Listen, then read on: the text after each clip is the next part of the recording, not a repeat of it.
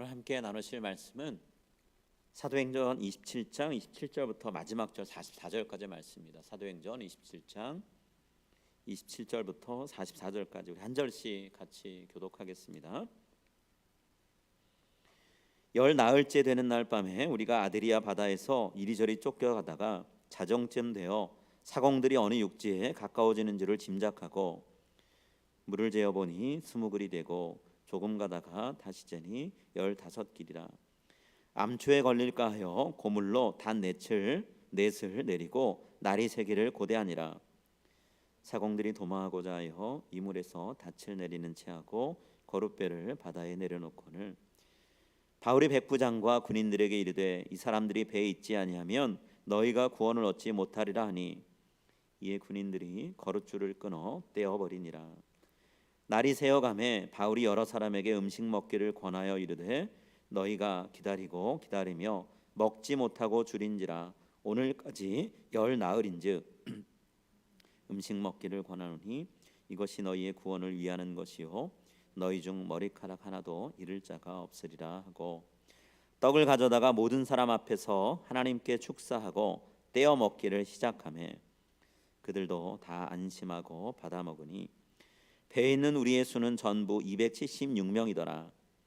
배부르게 먹고 밀을 바다에 버려 배를 가볍게 하였더니 날이 새매 어느 땅인지 알지 못하나 경사진 해안으로 된 항만이 눈에 띄거늘 배를 거기에 들여다 댈 수 있는가 의논한 후 닻을 끊어 바다에 버리는 동시에 키를 풀어 늦추고 돛을 달고 바람에 맞추어 해안을 향하여 들어가다가 두 물이 합하여 흐르는 곳을 만나 배를 걸매 이 물은 부딪혀 움직일 수 없이 붙고 고물은 큰 물 곁에 깨어져 가니 군인들은 죄수가 헤엄쳐서 도망할까 하여 그들을 죽이는 것이 좋다 하였으나 백부장이 바울을 구원하려 하여 그들의 뜻을 막고 헤엄칠 줄 아는 사람들을 명하여 물에 뛰어내려 먼저 육지에 나가게 하고 그 남은 사람들은 널조각 혹은 배 물건에 의지하여 나가게 하니 마침내 사람들이 다 상륙하여 구조되니라. 아멘. 우리가 살다 보면 내 의지와 상관없이 어떤 일들이 진행될 때가 있죠. 다른 사람의 결정인데 그 결정 때문에 내가 손해볼 때가 있고요, 괴로움을 당할 때도 있습니다. 다른 사람의 잘못인데 내가 고스란히 감내하고 또 힘겨워하는 그런 순간들도 있죠. 억울하다고 여겨질 때가 우리가 살다 보면 있습니다.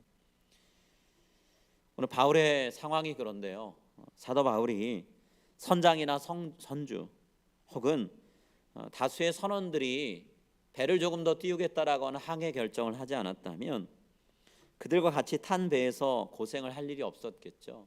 근데 그들의 결정 때문에 배가 이리저리 뒤집힐 뻔하고 부서질 뻔하면서 고생을 합니다. 혹시라도 이들이 의견을 냈을 때 백부장 율리오가 안 된다, 따르지 않겠다 했다면 바다 위를 지금처럼 표류하는 일은 없었겠죠. 그렇지만 그 모든 일들이 일어났고요, 바울의 의지와 상관없이 결정되고 진행된 일로 인해서 바울은 언제든지 거센 파도 때문에 부서질 수 있는 위태로운 배 위에서 생사를 오가는 그런 위험스러운 상황에 처해 있습니다. 27절 28절에 바울과 또 함께 탄 사람들의 상황을 묘사하는 내용이 있는데요, 열 나흘째 되는 날 밤에 우리가 아드리아 바다에서 이리저리 쫓겨가다가 자정쯤 되어 사공들이 어느 육지에 가까워지는 줄을 짐작하고 물을 재어보니 20길이 되고 조금 가다가 다시 재니 15길이라. 육지가 근처에 있을 수 있겠다라는 신락 같은 희망을 좀 갖게 됐습니다. 근데 그런 희망이 생기기까지 14일 동안 바울과 다른 선원들, 승객들은요, 같은 배에서 거센 물결, 폭풍우를 마주하면서 죽기 아니면 살기로 사투를 벌이면서 지금까지 버텨왔어요. 밤 12시가 됐습니다. 한밤중이에요. 어느 누구 하나 그 시간이 됐는데 마음 편히 누워 자는 사람이 없습니다. 그럴 수가 없는 거죠. 배가 뒤집히면 언제라도 헤엄을 치든 뭐라도 붙들든 해야 되기 때문에 잠을 들 수가 없는 거예요. 그러던 중에 육지와 점점 가까워지고 있는지는 모르겠지만 수심이 점점 얕아지는 거예요. 뭔가 쌓이는 거죠. 어두운 밤인지라 눈으로는 마른 땅이 어디 있는지 확인할 수가 없습니다. 그렇기 때문에 아직 안심할 수 있는 상황은 아니에요. 희망적인 어떤 사인이 보인다고 그게 모든 게 끝났다는 얘기는 아니라는 거죠. 자칫 잘못된 희망을 품었다가 또 한번 무너지면 마음은 더 걷잡을 수 없이 바닥을 치게 되잖아요. 이런 위태로운 상황이 벌어지고 있는데 이런 상황을 만들었던 장본인들인 선원들이 슬그머니 구명보트를 내립니다. 그리고 도망칠 기회를 엿보기 시작을 해요. 자기들만 살겠다고 기회를 엿보고 있는 거죠. 승객들을 버리고 죽든 살든 나는 상관하지 않겠다 하는 속셈을 가지고 지금 뭔가 꾸미고 있어요. 바울이 이들의 계획을 눈치를 챕니다. 그리고 백부장과 군인들에게 이야기를 하죠. 저 사람들 붙잡아 두지 않으면 우린 여기서 다 죽습니다. 저들을 막아야 됩니다. 얘기하는 거예요. 30절 31절에 사공들이 도망하고자 하여 이물에서 닻을 내리는 채 하고 거룻배를 바다에 내려놓거늘 바울이 백부장과 군인들에게 이르되 이 사람들이 배에 있지 아니하면 너희가 구원을 얻지 못하리라 하니. 배를 잘 아는 사람들이 사라지고 나면 나머지 배와는 전혀 상관없는 사람들이 배 위에서 뭘 하겠어요? 배의 방향을 어디론가 움직여 보겠습니까? 아니면 배가 부서지지 않도록 이리저리 배 키를 잡고 뭔가 대책을 세워보겠습니까? 아무것도 못하는 거죠. 이 배 안에 타고 있는 사공들처럼 일은 저질러 놨는데 책임질 수 없는 상황이 됐을 때 자기만 살겠다고 도망치는 사람들이 종종 우리 주변에 있죠. 뭔가 일을 꾸밀 때는 다 책임질 것처럼 그러지만 책임질 수 없는 상황이 되면 슬그머니 빠져버리는 그런 사람들 우리 주변에 있죠. 그 사람들 때문에 죽을 것 같은 상황인데 더 궁지로 몰리는 고통을 겪는 때가 있다는 거예요. 그 사람들이 발을 빼고 나면 고스란히 고통은 우리의 몫이 될 때가 있죠. 이기적인 마음을 갖고 있는 인간인지라 그런 행동들을 하게 되는 것 같습니다. 바울이 이 사람들을 막아야 된다라고 했을 때 군인들이 그 말을 듣고 사공들을 제지합니다. 그리고 저들이 도망칠 수 있는 길을 막아버렸어요. 어떤 식으로 했냐면 순간적으로 판단을 잘못한 것 같은데 구명보트를 버려야 되는 구명보트를 붙들고 있던 줄을 끊어버립니다.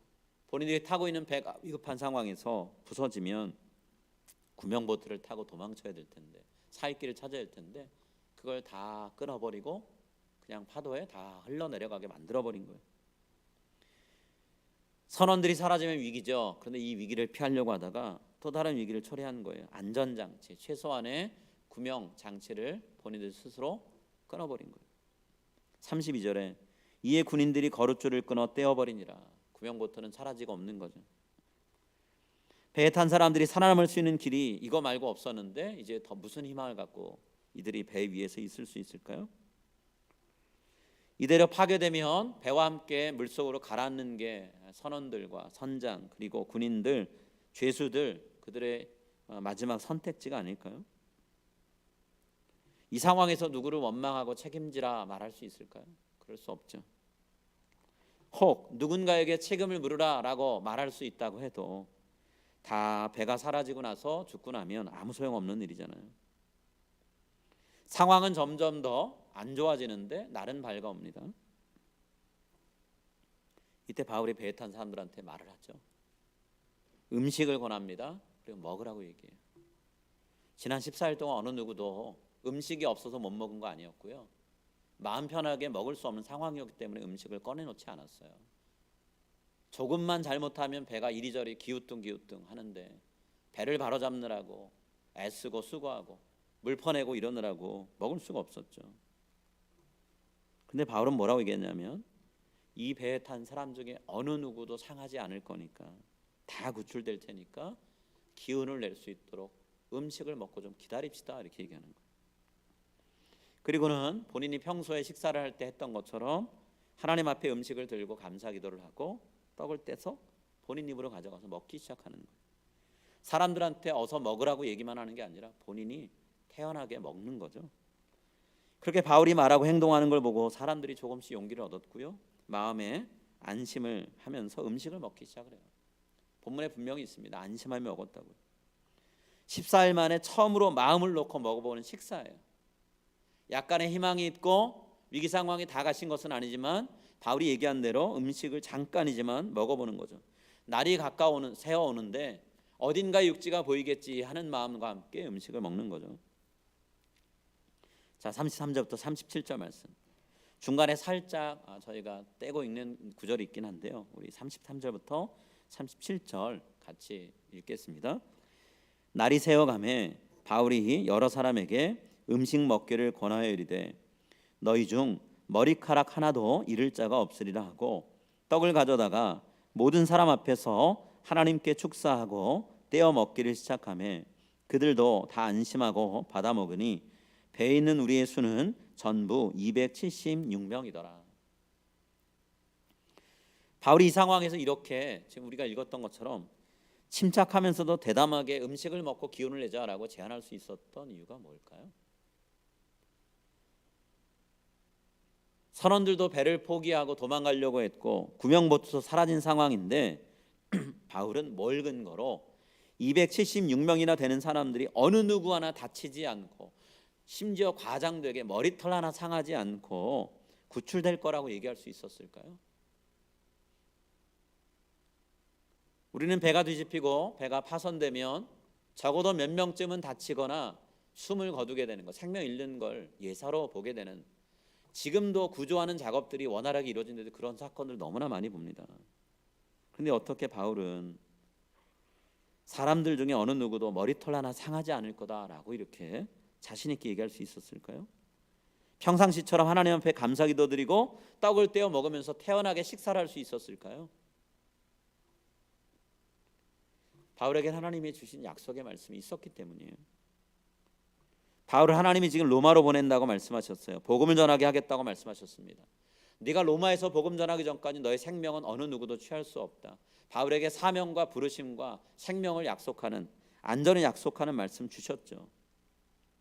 더불어서 바울이 로마로 가야 되기 때문에 배에 탄 사람들 중에 어느 누구도 잃지 않고 다 살려주겠다라고는 구원의 메시지 하나님이 바울에게 주셨어요. 바로 이 말씀을 의심하지 않았고 믿었습니다. 상황은 바울이 믿을 만한 근거가 없는 상황으로 가고 있었어요. 그러나 바울은 하나님이 내게 주신 말씀이고 사자를 보내서 들려주신 것이기 때문에 의심할 수 없다, 믿겠다 결정한 거죠. 그리고 믿은 거예요. 그래서 선장과 선원들도 감히 말하지 못했던 안전하다, 구출될 수 있다라는 소식을 확신 있게 말할 수가 있었던 거죠. 그랬기 때문에 하나님의 구원을 기다리면서 우리 음식을 먹읍시다, 먹고 힘을 냅시다 라고 말할 수 있었다는 거예요. 우리는 오늘 성경을 통해 바울이 확신한 대로 모든 것이 일어난 것을 보게 됩니다. 바울이 믿었던 대로 하나님은 일을 이루셨어요. 그렇지만 그 과정이 많은 사람들이 하나님이 약속해 주셨으니까, 구출해 준다고 했으니까 이렇게 상황이 전개되겠지라고 생각하는 그런 그림으로 그려지지는 않았어요. 마치 배가 형체를 그대로 유지하면서 안전하게 항구로 돌아가는 모습을 기대했다면 그것은 하나님이 그려주신 그림이 아니었다는 거죠. 오히려 바울이 이렇게 배불리 먹게 하고 이제는 남은 음식들도 다 버리게 한 다음에 더 이상은 먹을 수 없는 상황이 되었을 때 그 다음부터 상황은 더 악화됩니다. 배는요 옴짝달싹 할 수 없는, 이전에 모래톱 같은데 낮은 바닷속 땅 위에 배가 걸릴까 봐 염려됐는데 그런 땅에 지금 딱 걸려버렸어요. 앞으로 전진이 안 되는 거예요. 거기에 더해서 거센 물살이 뒤에서 불어치기 시작합니다. 서로 다른 방향에서 밀려옵니다. 그리고 양쪽에서 배를 때리기 시작을 했어요. 강탈을 합니다. 그러니까 배가 부서지는 지경에 이르러버린 거예요. 그들이 타고 있던 배는 산산조각 나고 없어지는 그런 상황이 벌어졌어요. 어느 누구든 살려고 하면 물속에 뛰어드는 것밖에 답이 없어요. 물속에 뛰어들면 산다가 아니라 배가 부서지고 있기 때문에 어쨌든 뛰어내려야만 하는 상황인 거예요. 이런 상황인데 로마 군인들은 이런 얘기를 서로 주고받습니다. 죄수들이 혹시라도 헤엄쳐서 땅이라도 발견하고 상륙한 다음에 육지에 오른 다음에 도망가 버리면 우리는 그 책임을 면할 수가 없다. 이 당시에 로마법에 의하면 죄수들을 책임지는 군인들이 죄수를 놓쳐버리면 본인들의 생명을 내놔야 되는 경우가 꽤 있었어요. 죄수들 대신 본인들이 생명을 내놔야 됐어요. 그렇기 때문에 차라리 죄수들을 여기서 죽이는 게 나은 거죠. 이런 상황들을 생각해 보세요. 배는 모래톱에 걸려서 앞으로 못 갑니다. 걸렸는데 뒤에서는 양쪽에서 거센 물결이 휘몰아쳐서 배가 부서지기 시작을 해요. 죄수들은 도망가려고 하는데 군인들은 죄수들을 죽이려고 합니다. 바울도 그 중에 한 명이죠. 바울이 구원이라는 단어를 사용했는데 구원과는 전혀 맞지 않은 상황으로 그림이 하나씩 하나씩 펼쳐지기 시작하는 거예요. 그러나 하나님은 분명히 바울에게 말씀하셨죠. 머리털 하나 상하지 않고 내가 너희를 다 구해주겠다. 우리가 그런 얘기할 때 있잖아요. 모든 게 끝날 때까지는 끝난 게 아니라고. 그 말이 맞죠. 생명을, 구원을 약속하신 하나님의 역사를 우리가 쉽게 배가 부서졌는데요, 9명 정도 없는데요, 로마 군인들이 죽이려고 하는데요, 그러니 다 끝난 거 아니에요? 라고 우리가 스스로 마침표를 찍을 수 없다는 얘기예요. 하나님께서 손을 대서 그림을 고치기 시작하시면, 그림을 그리기 시작하시면 완성된 그림은, 마지막 그림은 얼마든지 달라질 수 있다는 거죠. 하나님이 그분의 약속의 말씀을 믿고 담대하게 선포하고 음식을 먹고 기운내자고 했던, 하나님의 역사를 기다리고 기대하고 있었던 바울을 위해서 손을 내밀어서 일하기 시작하셨어요. 먼저는 백부장을 통해 일을 하십니다. 뭐라고 말씀하셨어요? 죄수들의 몸에 로마 군인 중 어느 누구도 손을 대지 못하게 막아버리십니다.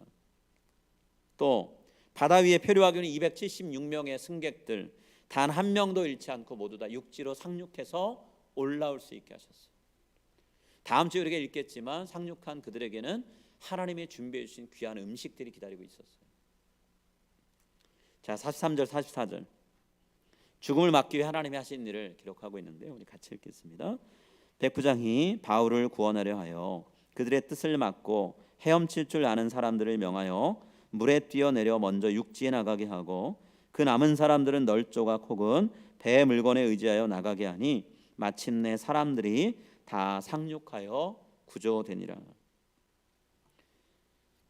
여러분, 하나님은 때때로 다른 사람들의 선택과 결정으로 인해서 믿음의 사람들이 고통받는 것을 허락하실 때가 있어요. 허용하실 때가 있습니다. 그렇지만 하나님 믿음의 사람들을 고통 속에 내버려두고 고아처럼 나 몰라라 하지 않으시는 분이라는 거예요. 오히려 그들이 고통 속에서 찾아오시는 하나님을 만나고 그 하나님과의 만남을 통해 사람들에게 하나님 말씀을 선포하고 하나님이 일하고 계신다라는 것을 드러낼 수 있는 통로로 사용하시는 분이라는 거죠. 하나님 우리 그렇게 사용하십니다. 우리가 잘 아는 찬양곡 중에 기대라는 찬양이 있죠. 주 안에 우린 하나 모습은 달라도 라고 시작되는 찬양이 있잖아요. 많이 불러진 찬양인데요, 이 찬양을 부른 팀이 있습니다. 축복의 사람이라는 팀인데요, 듀엣인데 두 명이 불렀는데 그 중에 한 명인 박요한 목사님 이야기를 제가 인터넷 방송을 통해 보게 됐는데요, 이분은 태어나고 하루 만에 입양기관에 보내집니다. 그래서 자기를 낳아준 어머니, 부모님이 아닌 양부모님의 손에 그때부터 길러지기 시작을 했어요. 태어나자마자 가족이 바뀌어버렸어요. 어머니가 미혼모였기 때문에 기를 수가 없었던 거죠. 어쩔 수 없이 어머니는 버리고 도망간 거예요. 중학교 2학년, 3학년 때쯤 됐을 때 본인이 입양아라는 사실을 알게 됐어요. 이게 너무 충격이었대요. 그 사실을 알고 나서 마음속에 분노가 차오르더랍니다. 아, 나는 태어날 때부터 버려진 존재구나.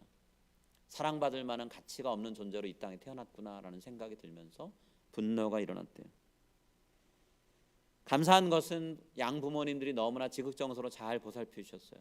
그런데 그 부모님을 향해서도 마음속에 배신감이 느껴지더래요. 본인들은 나를 입양한 사실을 다 알고 있었고 다른 가족들한테 다 알려주고 왜 나한테만 그 얘기를 안 했을까? 내가 없이 본인들끼리 모였을 땐 얼마나 나를 입양하라고 하면서 이야기를 쑥덕쑥덕거렸을까 하는 생각이 드는데 분노가 차오르더래요.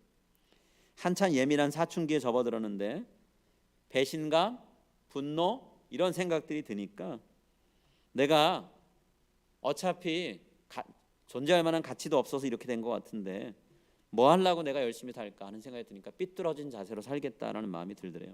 그래서 그때부터 어머니 아버지 앞에서 표독스러운 마음 품고 그리고 그것들을 행동으로 말로 표현했다는 거예요. 그런 아들을 바라보면서 양어머니는 참 마음이 답답했겠죠. 근데 그 어머니는 그 아들을 위해서 매일 새벽마다 일어나서 하나님께 그렇게 기도했대요. 하나님, 제 아들 요한이 붙들어 주세요. 이 아들 살려주세요. 이렇게 살지 않게 해주세요. 하나님, 이 아들 하나님이 고쳐주시고 붙들어 주셔서 나중에 컸을 때 하나님 위에 쓰임받는 사람 되게 해주세요. 하나님의 일꾼으로, 하나님 목사로 삼아주세요. 이렇게 기도했다는 거예요. 어머니가 기도하는 것도 마음에 안 드는데 어느 날 어머니가 목사 되게 해달라고 기도하는 내용, 그걸 듣게 된 거죠. 그래서 어머니한테 따지면서 물었대요. 엄마가 뭔데 내 인생을 이래라 저래라 말라면서 하나님한테 목사 되게 해달라고 기도하느냐. 면박 주고 어머니한테 대들고 그랬다는 거죠. 그렇게 지내다가 본인이 시간이 들면서 조금 철이 들고, 그리고 어느 정도 이제 어머니의 마음을 조금 이해하겠다 싶을 때가 됐을 때 어머니는 병이 들어서 돌아가셨어요. 환갑도 안 돼서 돌아가셨다 하더라고요. 근데 어머니가 그렇게 기도했던 것들이 뾰족하고 날카로운 아들의 마음을 조금씩 다듬어 가기 시작했다는 거예요. 하나님이 어머니의 눈물 흘린 기도를 듣고 이 아들의 마음을 조금씩 만져주시는 거예요. 그리고 나중에 찬양 사역자가 되고 목사가 되었습니다. 목사 안수직을 받는데 그렇게 눈물이 나더래요. 어머니는 돌아가시고 없고 본인이 목사 되게 해달라고 했는데 그 기도했던 분은 목사가 된 아들을 보지 못하셨는데 그 어머니 생각하니까 너무나 죄송하고 또 한편으로는 감사해서 눈물이 나더라는 거예요. 선배 목사님들이 목사 안수직을 진행하시면서 그러시더래요. 목사 안수 받으면서 이렇게 우는 사람 처음 봤다고. 어쩜 이렇게 우냐고. 다른 이유가 아니라 어머님께 죄송하고 한편으로 어머니께 감사해서 울었다는 거죠. 그런 아들이요, 본인처럼 입양아가 되어서 자기를 낳아준 부모님이 아닌 다른 가정에 가서 자라고 있는 아이들을 만나서 그 아이들에게 본인의 이야기를 전하고 복음을 전하는 일을 하고 계세요. 남의 이야기 같지 않고, 나는 가족을 만나서 이 아이들이 입양아 되었는데 고아원에 있는 아이들은 부모도 못 만나고 살고 있지 하는 빚진 마음, 미안한 마음으로 고아원을 찾아간다는 거죠. 미혼모들을 격려하고 저들을 지원하는 사역을 하고 있다고 합니다. 자기 어머니처럼, 친어머니처럼 자식을 버리고 도망가는 일이 없도록 어떻게든 그 아이들과 함께 살 수 있는 길을 마련해 주려고 애를 쓰고 있다는 거예요.